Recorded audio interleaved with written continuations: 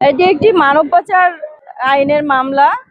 এটা মানব পাচার ২-১৫ মামলা নারী শিশু নির্যাতন দমন ট্রাইব্যুনালে দায়ের করা হয়েছিল। এই মামলাটা আজকে রায় হয়েছে। মাননীয় জজ সাহেব নারী শিশু নির্যাতন দমন ট্রাইব্যুনালের মেহেদি আল মাসুদ স্যার এই রায়টা প্রদান করেছেন। এই রায়ে আসামি ছিল মোট ৫ জন, ২ জন ছিল উপস্থিত আর ৩ জন আসামি পলাতক ছিলেন। প্রত্যেককেই সাজা দেওয়া হয়েছে ১০ বছর সশ্রম কারাদণ্ড দেওয়া হয়েছে এবং ৫ লক্ষ টাকা এর সাথে জরিমানাও করা হয়েছে। অনাদায়ে আরো ৬ মাসের কারাদণ্ড দেওয়া হয়েছে। একটি যুগান্তকারী রায় দিয়েছেন। আমি মনে করি যে রাষ্ট্রপক্ষ থেকে আমরা সন্তুষ্ট এই যে রায়টা হয়েছে আজকে। আমি এর আগেও বেশ কিছু মানব পাচার মামলা ট্রায়াল করেছি।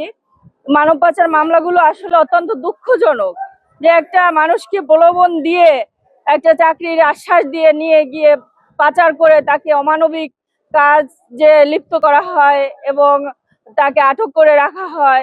এই বিষয়গুলো যদি এরকম যুগান্তকারী দু একটা রায় হয় তাহলে আমার মনে হয় যে এই মানব পাচারগুলো ভবিষ্যতে আরো কমে আসবে।